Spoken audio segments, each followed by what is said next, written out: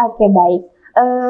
Ibu Dr. Haja Nilamsari Lawira SPMP, lahir pada 28 Desember 1965. 68. Oh, 68. Terlalu tua. 65.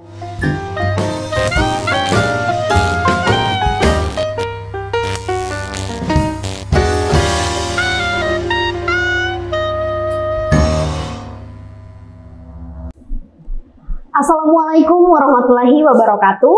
Halo kakak-kakak, welcome back to kanal Restorasi. Masih bersama saya Olga di podcastnya Wanita Nasdem Bicara. Sesuai dengan tema hari ini, wanita. Tentu saja saya bersama seorang narasumber yang begitu cantik di Partai Nasdem Sulawesi Tengah. Siapa dia orangnya? Sebelumnya, teman-teman atau warga masyarakat Sulawesi Tengah, pernahkah kalian berpikir kalau Sulawesi Tengah ini akan dipimpin oleh seorang perempuan? Nah, hari ini saya bersama orangnya. Siapa dia? Ini dia orangnya.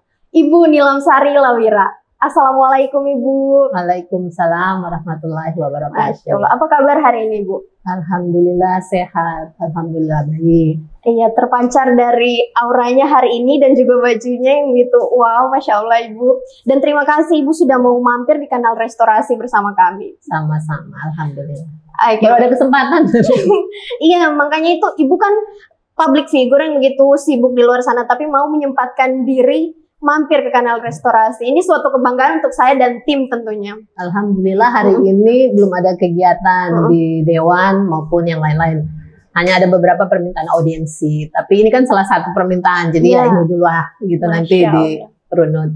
Karena awal tahun ini memang belum ada kegiatan yang berarti. Karena Bamus menyusun sampai tanggal 21 Januari. 24 tuh buka tutup sidang. Jadi nanti ada kegiatan yang harus dihandle itu di sekitar tanggal itu. Yang ini ya masih audiensi dan kegiatan-kegiatan lain lah. Masih bisa dihandle Ibu. Oke, baik. Ibu Dr. Haja Nilamsari Lawira SPMP, lahir pada 28 Desember 1965. 68. Oh, 68. Terlalu tua. 65. Saya baca di salah satu ini di Google Om Google bilang 65. Oh salah 68. Google, kamu salah. Nanti tambah tua saya, aduh sekarang saja sudah tua yang 53. Tapi masih kelihatan muda dan fresh loh Ibu. Itu bohong. Katanya saya karena bohong. Kenyataannya 53. Kalau 42 itu berarti akal-akalan. Iya, tapi memang kok Ibu masih cantik, masih fresh. Oke. Alhamdulillah lah. Jadi Ibu Nilam ini adalah Ketua DPRD Provinsi Sulawesi Tengah dari fraksi Nasdem. Dan di Nasdem sendiri itu sebagai Dewan Pakar Partai Nasdem Sulawesi Tengah. Baik Ibu. Langsung nih Bu ya. Saya ke pertanyaan yang pertama. Bagaimana ceritanya Ibu Nilam bisa terjun ke dunia politik? Nah, ceritanya sebenarnya panjang, tapi kita singkat-singkat aja ya. Boleh.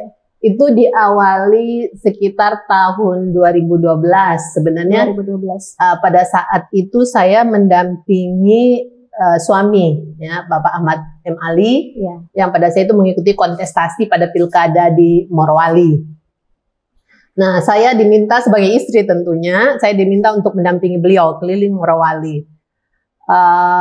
Hasil daripada itu kan kita tahu bahwa Ahmad M. Ali tidak terpilih, tidak masuk dalam.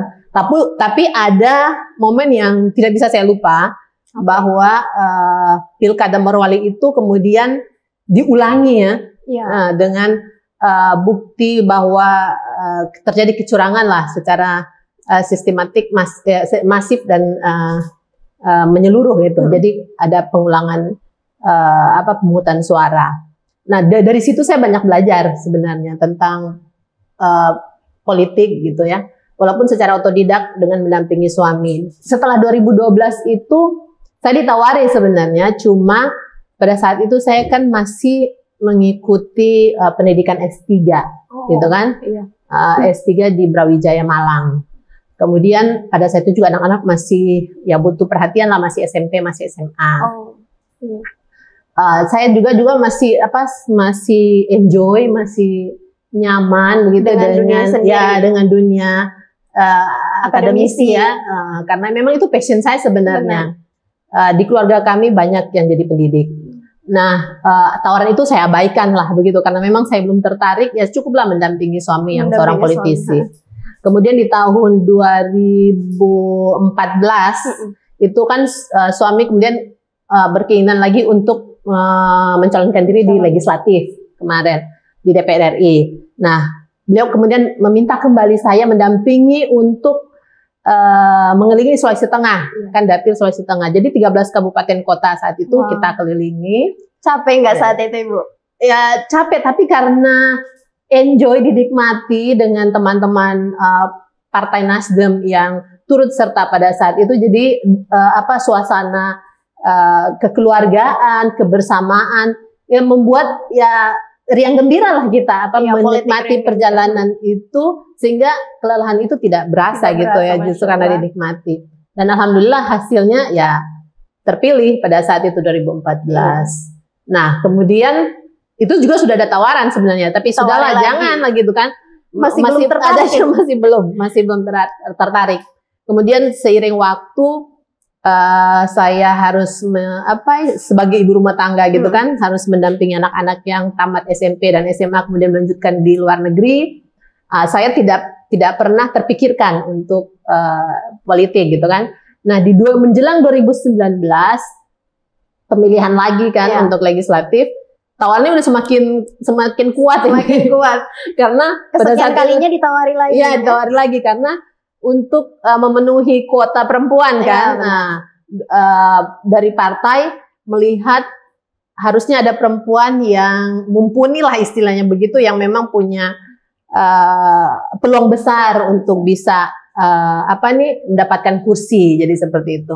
Bukan hanya perempuan, bukan hanya sekedar yang melengkapi kuota 20% itu. Jadi ada penyaringan lah begitu. Nah, mungkin saya tidak tahu, mungkin yang menjadi pertimbangan itu Partai Nasdem, sehingga kemudian memilih saya gitu, salah satu perempuan untuk caleg gitu. Itu pun saya dikasih nomor urut 5. Nomor urut 5. Artinya kalau menurut pemilihan legislatif itu nomor yang bagus itu 1, 2 gitu kan. Tapi perempuan 5. Tapi saya tidak sebagai member masih yang baru, tidak masalah lah. Angka itu, nomor itu tidak menjadi masalah gitu. Tapi saya bersyukur karena nomor 5 Partai Nasdem kan nomor urutnya 5 ya. Jadi untuk sosialisasi pada saat itu saya lebih mudah 55 gitu. Jadi ya banyak keberuntungan, banyak hal yang memudahkan saya untuk kemudian seperti sekarang ini bisa terpilih pada saat itu. Jadi ya ceritanya cukup panjang lah ya. Untuk terjun ke dunia politik dengan background akademisi ya, tadi. Dengan background akademisi. Ibu kan dengan background akademisi tadi. Nah, background akademisi itu saat pindah untuk memilih jadi perempuan politisi, itu transisinya itu seperti apa yang Ibu lakukan? Apa agak ribet begitu? Langsung kaget gimana? Memang banyak penyesuaian harus saya lakukan dari dunia akademisi kemudian dunia politisi yang memang agak sedikit berbeda gitu ya. Tapi ada juga persamaannya kan, karena belajar ini menurut saya di mana saja, akademisi, politisi atau bidang apa saja kita perlu belajar, apalagi dari latar belakang yang berbeda kemudian harus menjalani itu. Nah, kalau di akademisi, kita kan kalau mengajar itu harus yang benar, yang kita sampaikan ke mahasiswa gitu. Kalau kita salah menyampaikan, mahasiswa kan menerima hal yang salah gitu kan. Jadi benar itu benar, salah itu salah gitu kan. Nah, masuk ke dunia politik, ada beberapa hal yang harus kita kompromikan begitu. Masalah-masalah yang harus kita kompromikan, walaupun tidak semua. Dalam hal-hal prinsip sebenarnya tidak perlu kompromi ya, karena kita memang harus melakukan itu karena ini prinsip, tidak boleh tidak gitu. Nah, tapi kemudian itu di awal memang saya waktu diamanahkan untuk menjadi ketua, karena berdasarkan pilihan suara terbanyak kita juga kursi 7 ya di provinsi. Ada keraguan lah gitu ya, manusiawi ya, ragu. ini saya mampu tidak gitu. Oh, sempat gitu. ada terbesit pikiran kayak begitu, Ibu? Ada kekhawatiran lah begitu. Okay, iya. Pertama saya perempuan, kemudian saya baru di dunia politik, terus kemudian menduduki pucuk pimpinan gitu. Tapi saya punya keyakinan ketika saya ditetapkan, berarti ini takdir Allah gitu yang diamanatkan melalui amanah atau kepercayaan yang masyarakat berikan pada saat memberikan suara mereka kan. Berarti saya mampu dong. Menurut Allah, masyarakat percaya, kemudian menurut Allah mampu. Nggak mungkin Allah memberikan sesuatu jabatan atau apapun itu kepada seseorang hamba kalau dia tidak mampu. Ya, udah saya berkenan saya mampu, insya Allah. Bismillah lah. Gitu. Bismillah. Jadi memang banyak penyesuaian yang harus saya lakukan gitu. Di awal-awal. Itu transisi yang menurut saya luar biasa gitu ya. Saya harus banyak belajar. Ya, dan saya juga sebagai perempuan harus banyak belajar dengan Ibu. Semua saya pikir dalam segala hal kita perlu banyak belajar ya, apalagi hal-hal baru yang harus kita jalani. Ya, karena perempuan tidak hanya jadi ibu rumah tangga, tapi harus bisa juga dalam segala hal ya. Ya. Harus menggali potensi diri yang ada. Oke. Baik, Ibu. Kalau misalnya biasanya nih, kalau sebelum pandemi COVID-19, kan itu biasa ada demo-demo kecilan gitu dari mahasiswa. Ibu kan backgroundnya akademisi. Pernah tidak ketika ada mahasiswa pendemo, itu mahasiswa Ibu? Gimana Ibu nanggepin anak-anak itu? Itu saya ingat sekali, itu yang saya tidak bisa pernah lupa. Dua hal pada saat awal kepemimpinannya saya. Pertama itu pada saat pelantikan. Hari pelantikan itu saya udah menerima demo. Iya. Itu demo yang cukup besar lah gitu ya. Pada saat itu. Kemudian berakhir agak sedikit chaos gitu ya. Tapi waktu itu saya karena baru dilantik kemudian pakai dengan pakaian kebaya gitu kan yang sempit dengan itu. Saya pingin menemui pendemo di luar halaman itu yang di jalan gitu. Tapi teman-teman Forkopimda terutama Kapolda pada saat itu dan Rem dan lain sebagainya yang menangani pengamanan menyarankan untuk Ibu nggak usah lah dengan keadaan saya hak tinggi kemudian pakai kebaya, jangan Bu, misalnya terjadi sesuatu yang tidak diinginkan gitu, untuk lari itu untuk menghindar itu agak susah. Ya terus saya bilang tapi saya pingin gitu, ini saya pertama, kenapa tidak? Ya sudah ada kelompok pendemo yang masuk di halaman perwakilan yang saya terima di situ bersama Kakak Yahdi Basma. Kalau saya ingat sekali itu demo tentang pasca bencana, persoalan pasca bencana. Nah, itu yang tidak bisa saya lupa. Nah, dengan baru saya dilantik, baru memberikan pidato pada saat itu sudah langsung menerima. Yang kedua, di ruangan saya pada saat itu saya menerima beberapa mahasiswa UNTAD. Ada mahasiswanya? Iya, mahasiswa UNTAD. Ada kurang lebih 15 orang.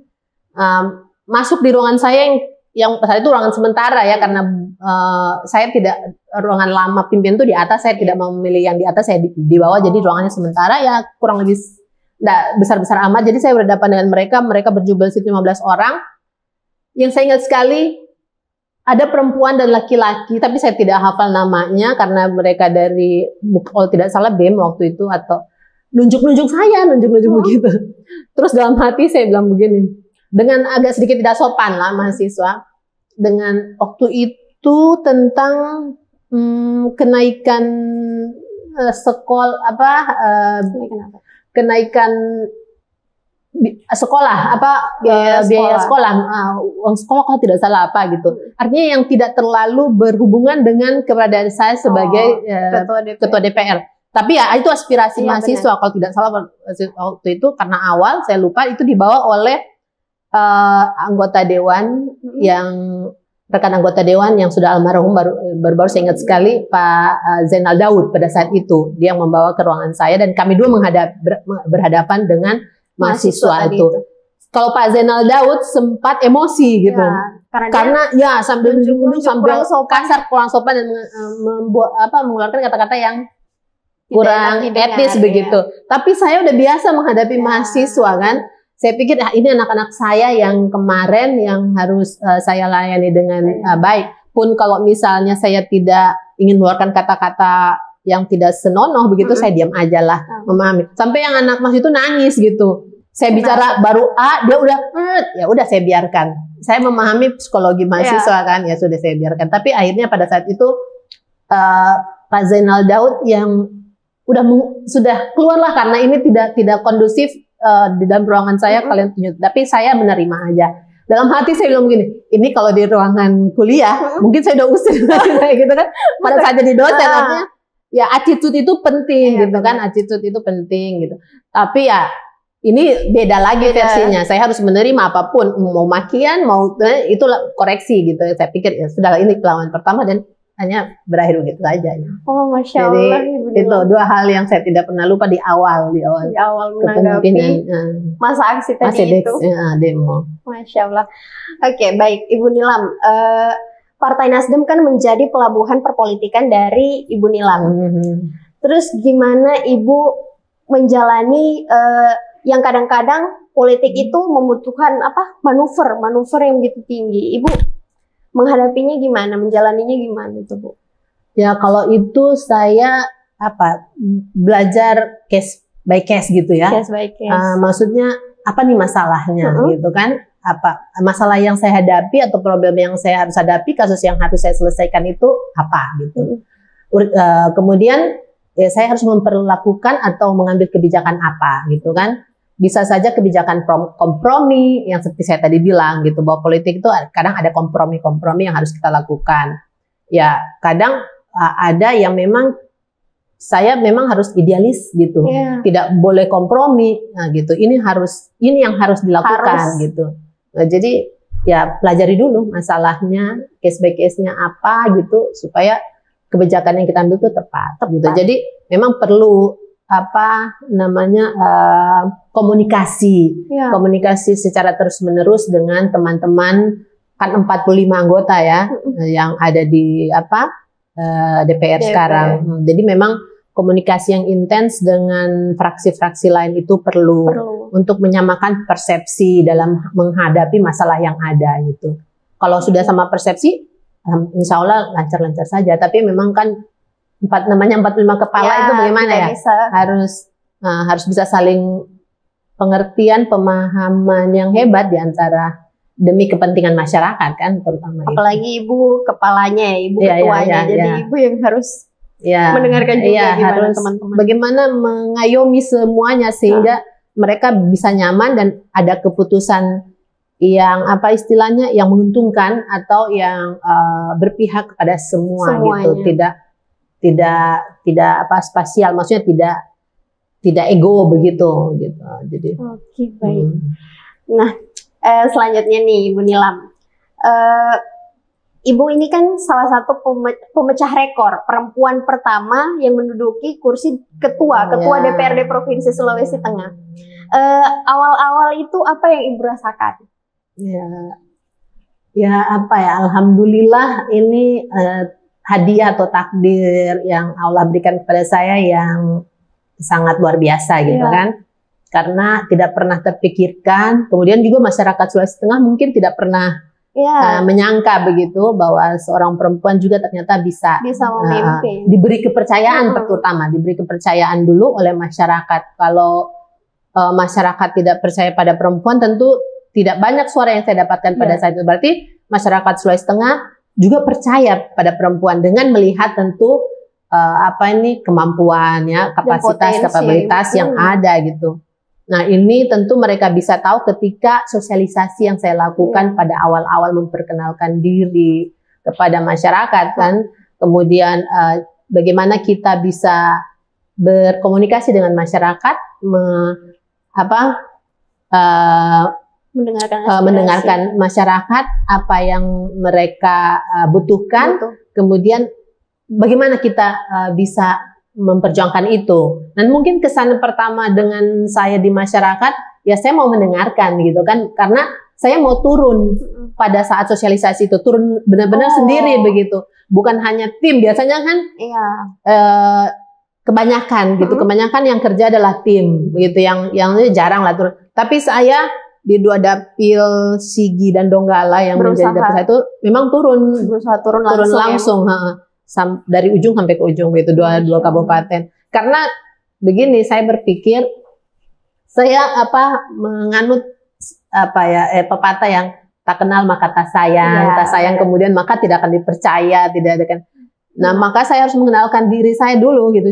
Saya ini siapa gitu, latar belakang apa, kemudian apa cita-cita saya ke depan dan lain sebagainya. Nah, kalau orang sudah mengenal kita, maka akan ada kepercayaan yang diberikan. Kalau orang tidak kenal, bagaimana mau memberikan kepercayaan gitu. Jadi maka kemudian saya harus turun langsung ke masyarakat gitu. Meminta mandat lah, minta kepercayaan pada saat itu. Jadi itulah yang. Kalau pada saat Ibu turun langsung, di situ capek juga kan? Ya, kalau capek pasti ya, karena tapi saya alhamdulillah sudah terlatih deh yang kemarin itu mendampingi suami di seluruh satu kabupaten Morowali, kemudian Sulawesi Tengah.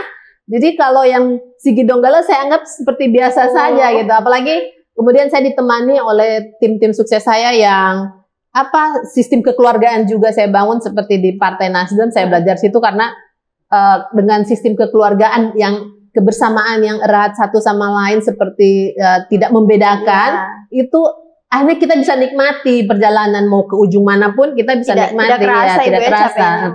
Alhamdulillah lah gitu. Capek kalau memang capek gitu, tapi tidak terjadi beban gitu, tidak jadi terbebani. Oke. Nah, Ibu selanjutnya, Ibu Nilam mempunyai obsesi untuk Sulawesi Tengah itu seperti apa ke depan? Kalau obsesi, tentu saya harus obsesi sebagai ketua DPR gitu ya. Sebagai ketua DPR adalah bagian dari pemerintah daerah. Tentu saya pingin dalam melaksanakan visi misi kan, visi misi gubernur sekarang kan, kita harus ada sinergitas yang terjadi baik legislatif maupun eksekutif gitu. Ketika terjadi sinergitas antara eksekutif dan legislatif, insya Allah visi misi itu akan bisa mudah dilaksanakan karena terjadi persamaan persepsi antara legislatif dan eksekutif. Itu pertama. Kemudian juga sinergitas antara pusat, kemudian daerah, provinsi, kemudian kabupaten kota. Itu sangat penting.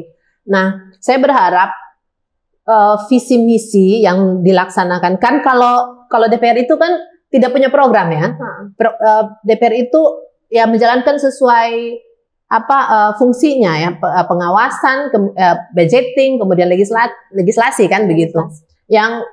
Yang eksekutornya ada di eksekutif kan. Nah, makanya kemudian harus ada sinergitas yang baik.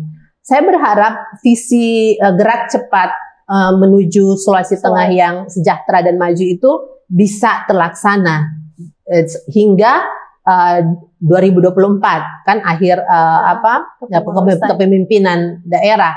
Ya, karena kenapa? Karena saya punya tanggung jawab secara moral, baik sebagai ketua DPR dan secara moral saya kemarin adalah ketua tim pemenangan, ya kan? Pemerintah sekarang sudah. Maka saya juga harus berusaha agar visi misi gerak cepat itu menuju Sulawesi Tengah yang sejahtera dan maju tercapai dengan dijabarkan pada 9 misi kan?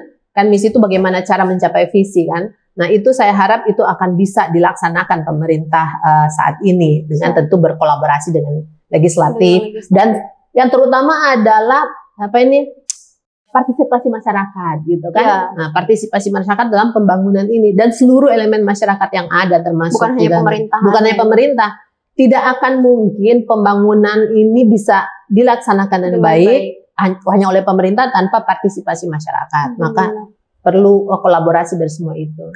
Oke. Nah, selanjutnya ini Bu, kalau menurut Ibu Nilam, pergolakan perpolitikan di Sulawesi Tengah itu seperti apa? Kan tadi Ibu bilang sempat menjadi ketua tim pemenangan untuk gubernur terpilih yang sekarang. Pergolakan politik saat itu gimana Ibu rasakan?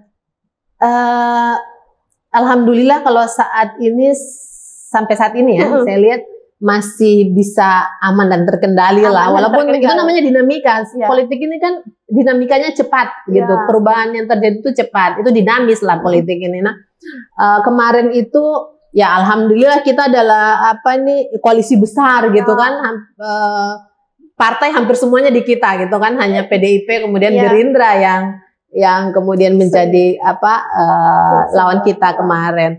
Jadi saya pikir mudah-mudahan kondusif ini ya bisa dipertahankan lah gitu. Ya walaupun ada perbedaan warna, perbedaan apalah istilah visi misi di semua partai, tapi kemudian bisa terkendali dengan baik, bisa saling memahami, bisa saling mengerti gitu.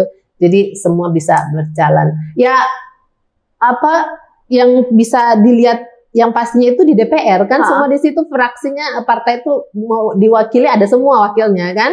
Ya kalau misalnya DPR ini berjalan baik dan lancar, ya itu adalah gambaran bahwa politik di Sulawesi Tengah ini masih baik-baik saja. Aman gitu. aja ya, Bu? Aman, insya Allah gitu, aman-aman saja, tidak ada yang gejolak yang terlalu berarti lah begitu. Semua masih dalam taraf wajar-wajar saja. Oke, baik.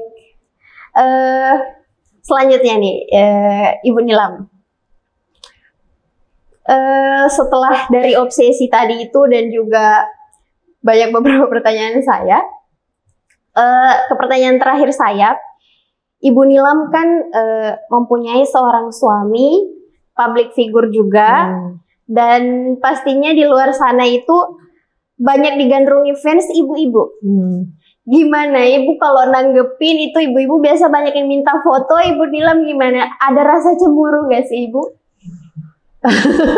Ini pertanyaan yang bagus dan lucu menurut saya. Kalau di awal-awal dulu ya, masih saya juga umur belum seperti saat ini gitu.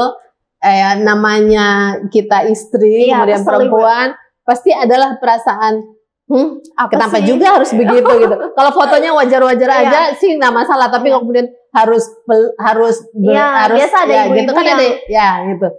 Bukan ibu-ibu, suami saya juga kan biasa kalau ada perempuan yang dia dianggap seperti anak, kemudian adik, seperti adik, seperti orang yang memang sudah akrab, biasanya fotonya kan merangkul gitu. Awal-awal gitu dulu waktu saya belum di dunia politik masih dan umur juga masih muda gitu, pada itu ya adalah perasaan ngapain juga harus begitu, biasa aja kali begitu kan, sudah saya begitu. Tapi setelah saya mendalami politik kemudian terjun sendiri ke dunia politik gitu, memang biasa aja lah gitu, karena kita memang harus berbagai macam cara yang harus dilakukan untuk kemudian kita bisa dekat dengan orang-orang lain gitu, terutama orang di sekitar atau masyarakat. Jadi hal itu biasalah, biasa saja. Yang penting masih dalam taraf wajar aja lah begitu kan. Iya, karena saya waktu itu pernah juga foto sama bapak sama suami. Oh iya, tidak masalah sih. Kalau orang-orang yang sudah kita kenal apalagi kan, kecuali Ibu ya. Kecuali orang-orang yang apa sih? Dengan gitu. Tapi manusiawi lah kalau misalnya masih ada hal-hal begitu. Tapi sekarang kalau untuk sekarang mudah-mudahan sudah tidak ya, umur juga udah maksudnya bukan jadi masalah lagi, bukan masalah lagi. Gitu. It's okay Ibu ya. Yang penting masih dalam taraf kewajaran. Kan ada biasanya ganjen juga sedikit, genit-genit gitu. Ya ganjen itu nggak boleh. Maksudnya biasa-biasa aja lah kalau misalnya bicara.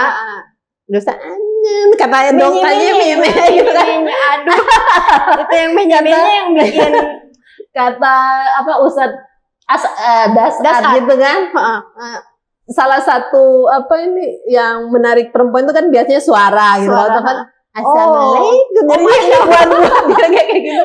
Ya biasa lah. Dan saya perempuan pernah dapat gitu Bu. Banyak lah gitu kan. Perempuan yang tidak terlalu suka dengan hal-hal yang dibuat-buat gitu. Biasa saja biasa saja lah gitu kan.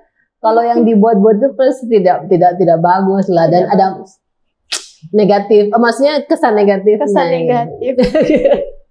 Oke, baik. Ibu Nilam Sari Lawiram, kasih tips atau semangat pesan buat saya dan juga teman-teman di sana, anak-anak muda dan juga perempuan-perempuan di luar sana, biar siapa tahu ke depan bisa juga memegang amanah besar seperti Ibu Nilam gitu. Iya. Ya, yang pertama tentu kalau untuk perempuan-perempuan, kemudian anak muda, ayo tetap belajar gitu. Ayo tetap belajar. Ayo tetap belajar dalam segala hal gitu. Di passion mana kalian inginkan gitu. Ya, harus disesuaikan. Di apa istilahnya? Digali lah potensi diri yang ada itu untuk kemana gitu kan. Kalau misalnya ya pengennya di seni, budaya, sosial, dan pendidikan, ya di situ gitu. Menggali potensi yang ada. Tapi menurut saya begini, pendidikan itu penting ya. Pendidikan itu penting, tapi pendidikan yang ada itu jangan misalnya begini. Saya dulu pertanian ya, ini berdasarkan pengalaman pertanian. Tapi tiba-tiba kenapa bisa ke dunia politik gitu kan? Artinya itu kan tidak relevan sebenarnya kalau.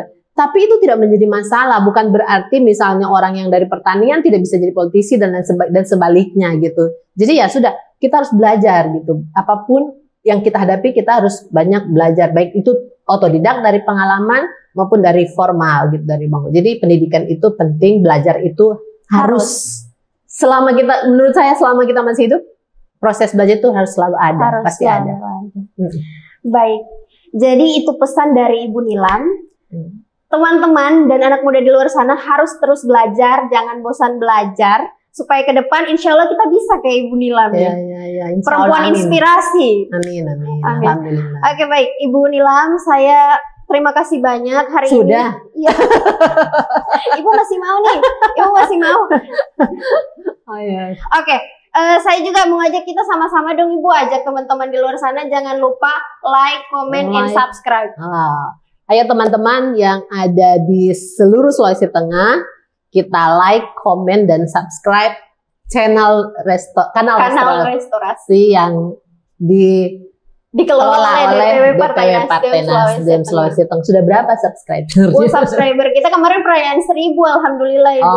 Kita mau kemarin tuh pengen undang Ibu. Kemarin pengen undang Ibu biar Ibu datang di perayaan 1000 subscriber kita. Cuman kayaknya Ibu lagi sibuk dan hari ini baru sempat langsung di podcast di. Tadi kan Olga yang bertanya ya. Iya. Sekarang saya boleh bertanya. Aduh, ini sebenarnya yang host siapa nih? Saya ditanya. Oke, boleh. Nah, kan yang host di sini katanya Olga ya. Terus ada satu Olga lagi ya. Kakak Pion. Untuk meningkatkan subscriber itu bagaimana? Nah, cara meningkatkan subscriber. Teman-teman media bantu saya. Jadi intinya sebenarnya kalau dari teman-teman media katakan kalau mau naikin subscriber harus banyak postingan, jam tayangnya harus tinggi, terus ya suruh orang-orang lagi Bu buat, ya kita kan di Nasdem partai nih Bu, jadi tiap kita ke daerah-daerah kita bilang jangan lupa like, comment, and subscribe, kita aja kayak gitu. Oh gitu. Iya. Saya bisa kasih saran nggak? Boleh dong Bu. Kalau saya konten yang paling penting. Siap. Itu konten itu ya seperti ini harus apa ya, beda dan ada yang ada daya tarik begitu sehingga orang kemudian mau ikuti terus yang disajikan oleh kanal restorasi ini gitu. Jangan terlalu serius karena begini, saat ini kalau menurut saya orang-orang itu udah banyak mengalami tekanan gitu ya. Apalagi Sulawesi Tengah dari pasca bencana kemarin kemudian masuk pandemi dan sebagainya. Orang-orang lebih suka hal-hal yang tidak memberatkan. Iya, tidak memberatkan pikiran, tidak memeras. Kalau mereka nonton tuh sampai berkerut begini kan orang malas gitu. Saya belajar itu dari melihat kok subscribernya entertain itu kok lebih digandrungi daripada yang seperti ini gitu kan, obrolan-obrolan yang agak serius dan agak berat gitu. Ternyata memang orang-orang itu lebih suka fun-nya gitu. Jadi kalau bisa ada fun-funnya juga gitu di kanal restorasi ini. Pasti gitu. Bu, itu akan jadi catatan buat kita. Terima kasih banyak. Supaya saya juga belajar bagaimana cara meningkatkan followers baik di medsos saya kan begitu. Oke, baik. Kita sama-sama kalau gitu Ibu ya. Karena media penting sekarang. Penting. Apalagi masa pandemi COVID-19 ya Ibu. Jadi media karena sekarang era penting. digitalisasi itu media sangat penting. Oke, baik. Wow, saya tadi dikasih pertanyaan guys sama Ketua DPRD Provinsi. Maksud saya supaya saya belajar juga bagaimana cara meningkatkan followers kan gitu. di medsos. Nah, Di ibu medsos saya. boleh dong sekalian kasih tahu ke teman-teman sana. Boleh. Channelnya ibu boleh dong. Oh, boleh sekalian ya. Ya. Kalau saya punya 2 medsos yang aktif Oke, gitu. 2 medsos ya, dengar. IG dengan namanya Nilam_Ahmad gitu. Nilam_Ahmad, catat. Ya, bisa di follow. Kemudian FB itu fanpage. Fanpage, oke. Ibu ada kelola fanpage dan juga Instagram. Jangan lupa di follow akunnya ibu, real account ya ibu. Real account ya? Emang ada fak ada fak Real ya? account. Jadi selain dari Nilam_Ahmad itu bukan ibu, Bukan, jangan di follow. iya. Khusus yang Nilam Ahmad dan fanpage. Tapi kemarin memang ada Nilam Sari official yang waktu kemarin-kemarin itu, tapi kan tidak aktif. Yang aktif itu yang memang pribadi saya. Kemarin itu yang kelola tim. Ya, yang Sekarang, official itu tim. Tapi kalau yang sekarang ya, benar-benar nama saya ibu. itu memang saya benar-benar saya. Jadi kalau yang ada yang nge-DM ibu itu benar-benar yang akan baca langsung Ya, ibu. ya tapi begini, saya perlu kasih tahu, saya jarang membuka DM gitu, dan apa istilahnya kalau di fanpage itu apa messenger ya? Messenger. Saya jarang membuka itu karena apa menurut saya harus butuh waktu banyak gitu. Kalau memang ada hal penting lebih baik di langsung gitu. Langsung ketemu langsung. Ya langsung ketemu langsung atau di apa di Japri yang Japri. lebih ada asisten saya ya kalau Japri. Kalau saya sendiri kadang anak-anak itu juga ya. 2 hari 3 hari baru dibalas. Jadi harus lewat asisten dulu. Ya. Dia lebih cepat lah karena dia memang tugasnya untuk itu kan membalas. Oke guys, Masya Allah sekali hari ini. Banyak belajar dari seorang perempuan yang memimpin Sulawesi Tengah, Masya Allah ini. Dan ya Ibu Nilam sekali lagi terima kasih banyak sudah mau mampir di sini. Next time kita ketemu lagi di mungkin vlog-vlog atau lain sebagainya di kanal Restorasi. Iya. Harus kasih bervariasi. Iya, harus bervariasi, jangan begini. Biar kita bosan. Siap. Oke, baik. Oke guys, itu tadi bincang-bincang saya bersama Ibu Nilam Sari Lawira, Ketua DPRD Provinsi Sulawesi Tengah. Kurang lebihnya saya mohon maaf. Wabillahi taufiq wal hidayah. Wassalamualaikum warahmatullahi wabarakatuh. Waalaikumsalam warahmatullahi wabarakatuh.